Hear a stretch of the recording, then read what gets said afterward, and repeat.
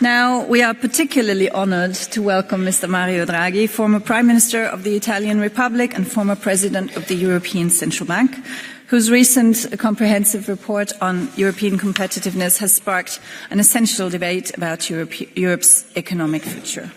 His analysis and recommendations provide a solid foundation for our discussions today on how to address the estimated 750 to 800 billion annual investment needs, while ensuring that increased competitiveness reinforces rather than weakens our European social model. The recent Commission proposal for a competitiveness compass further underlines the momentum building around this agenda. So, Mr. Draghi, the floor is yours for around 20 minutes. Thank you. Thank you. Thank you. Thank you. It's a real pleasure to be back here in the European Parliament to discuss the follow-up to the report on Europe's competitiveness. The input of elected representatives was vital in the preparation process of the report, and many members of the European Parliament and national parliaments have reached out to me since its release. Your reactions have been invaluable in helping refine the proposals and building momentum for change. Your engagement underscores the strength of European democracies and how we need all actors working together to transform Europe. Since the report was published, the changes that have taken place are broadly in line with the trends that were outlined there. But the sense of urgency to undertake the radical change that the report advocated has become even greater.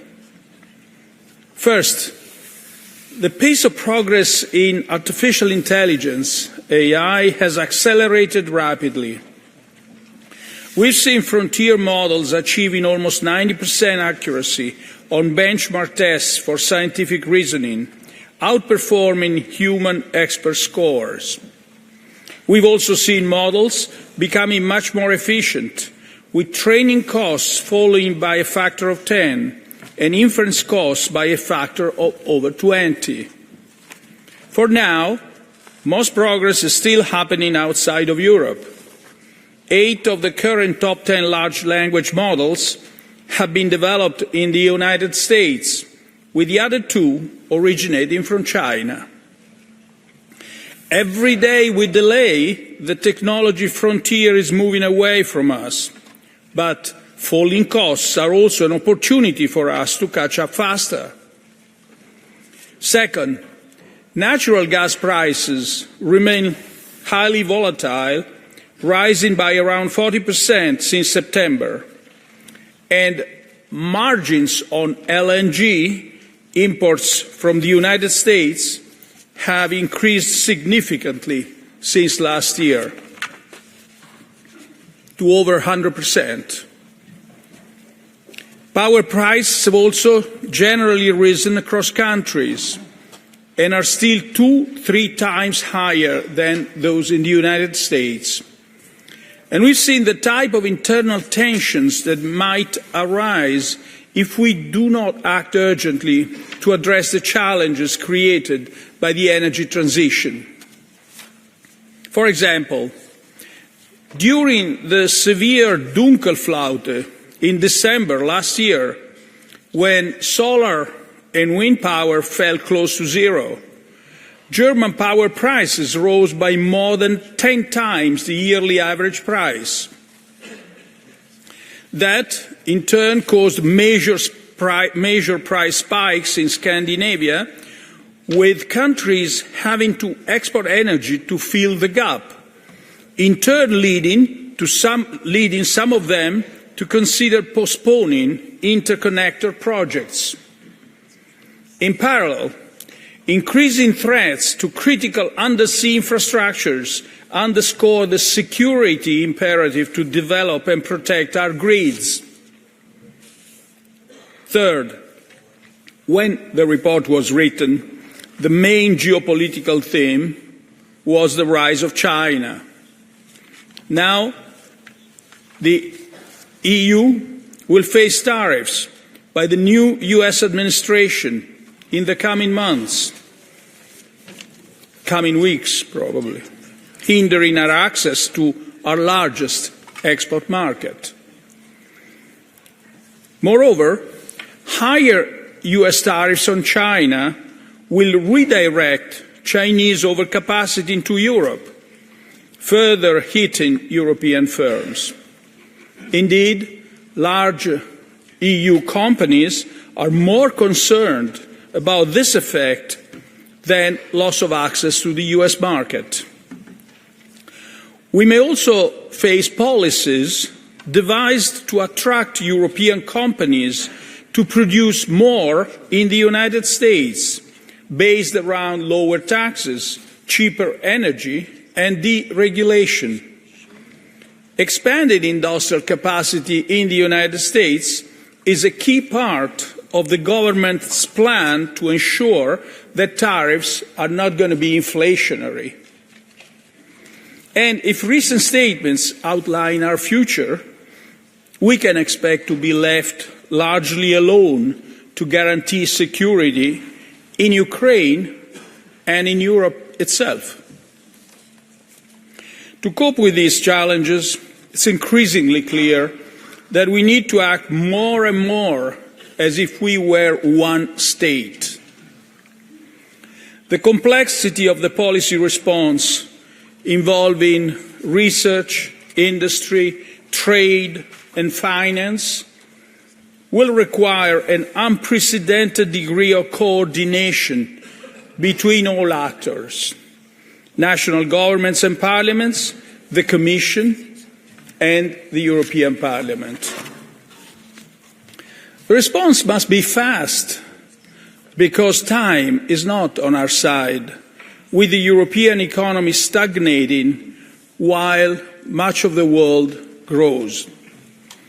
The response must be commensurate with the size of the challenges, and it must be laser-focused on the sectors that will drive further growth. Speed, scale, and intensity will be essential. We must create the conditions for innovative companies to grow in Europe rather than staying small or moving to the United States. That means bringing down internal barriers, standardizing, harmonizing, simplifying national regulations, and pushing for a more equity-based capital market. We are often our worst enemy in this regard. We have an internal market that is of a similar size to that of the United States. We have the potential to act to scale, at scale. But the IMF estimates that our internal barriers are equivalent to a tariff of around 45% for manufacturing and 110% for services. And we've chosen a regulatory approach that has prioritized precaution over innovation, especially in the digital sector. For example, the GDPR is estimated to have increased the costs of data by 20% for EU companies.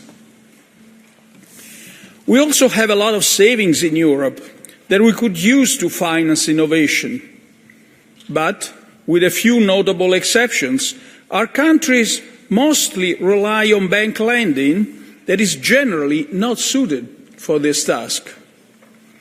That leads us to spend more than 300 billion euros every year in savings overseas, because investment opportunities are lacking here. We must help our leading firms to catch up in the AI race by channeling more investment into computing infrastructure and digital networks. The recently announced EU AI Champions Initiative is a good example of how the public and the private sectors can work together to help close the innovation gap faster. If we act decisively and make Europe an attractive place for innovation, we have an opportunity to reverse the brain drain that has pulled many of our best scientists across the Atlantic.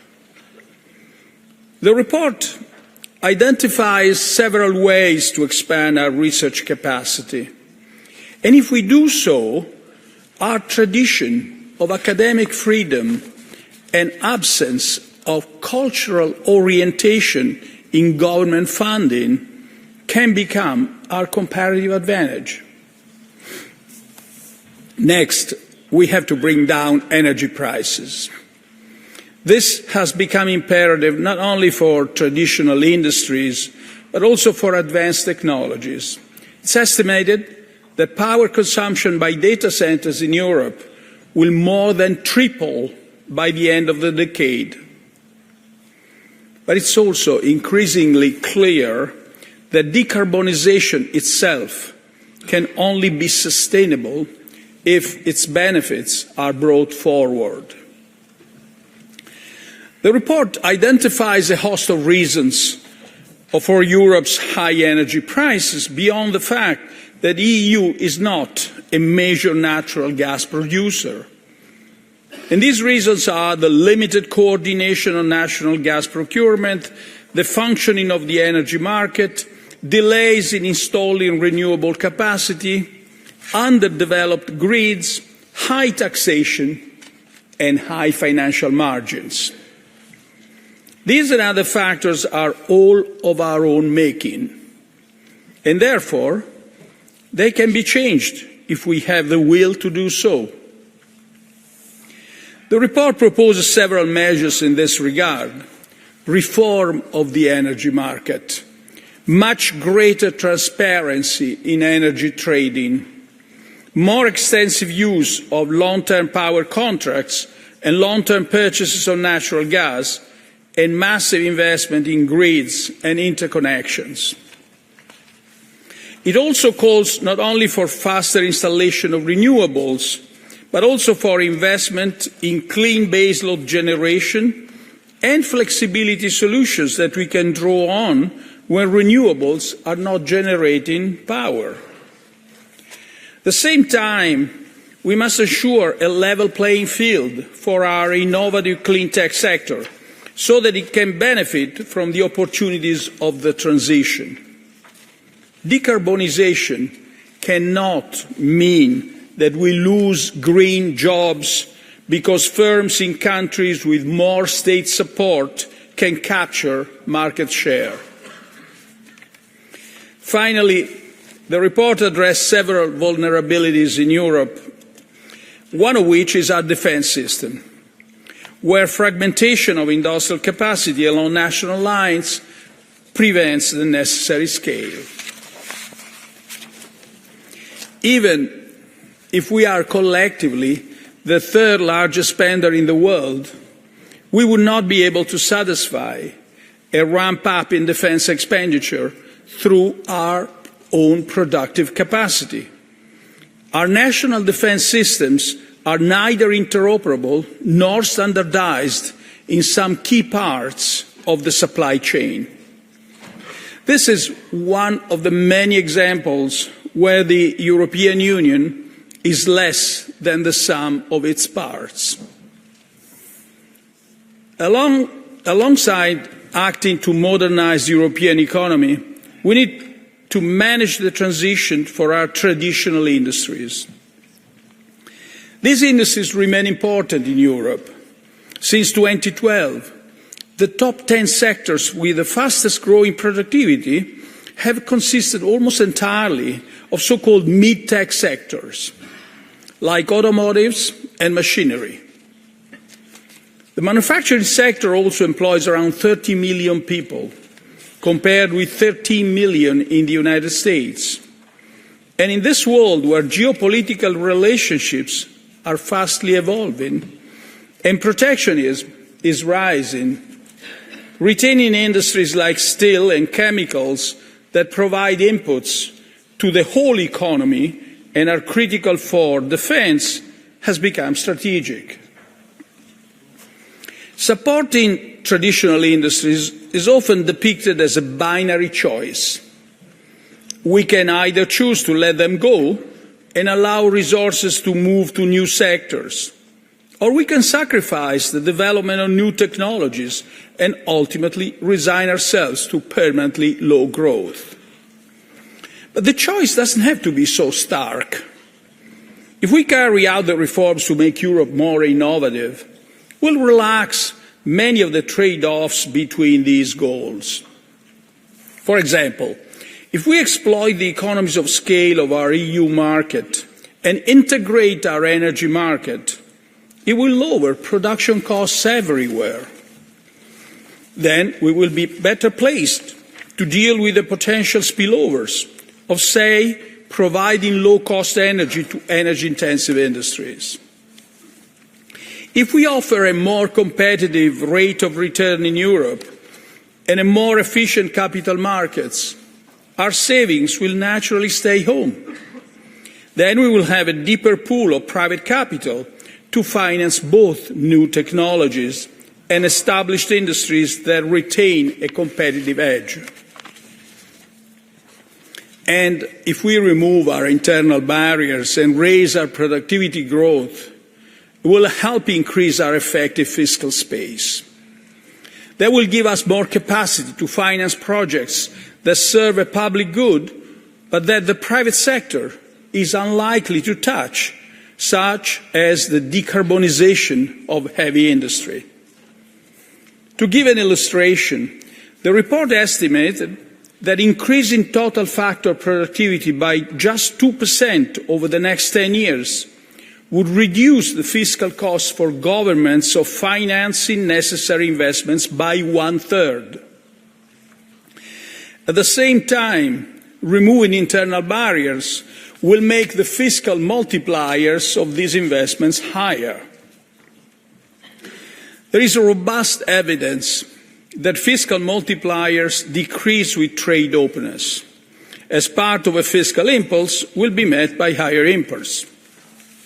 And Europe's economy is very open to trade, more than twice the level of the United States, which is a symptom of our own high internal tariffs. With expansion in our domestic market effectively capped, EU companies have looked abroad for growth opportunities, while imports have become relatively more attractive as external tariffs have fallen. But if we take to lower these internal barriers, we would see a large rerouting of demand back into our market. Then trade openness would naturally decline and fiscal policy would become commensurately more powerful. The Commission has recently launched its Competitiveness Compass, which embraces this agenda. The aims of the Compass are fully in line with the recommendations of the report, and they signal a much-needed reorientation of key European policies. It's now important that the Commission is given all the necessary support, both in the implementation of this programme and in its financing. The financing needs are massive. 750, 800 billion a year is a conservative estimate. To increase financing capacity, the Commission is proposing a welcome rationalisation of EU financing instruments, but there are no plans for new EU funds. The method being proposed is to combine EU instruments with more flexible use of state aid coordinated by a new European tool. While we hope that this construction will deliver the financial backing required, success will hinge on Member States using the fiscal space they have available and being prepared to act within a European framework. But the Commission is only one actor. It can do a lot in its areas of exclusive competence, such as trade and competition policy, but it cannot act alone. The European Parliament, national parliaments and national governments must stand by its side. The Parliament has a key role in play in making EU decisions faster. If we follow our usual legislative procedures, which often take up to 20 months, our policy responses may be outdated as soon as they are produced.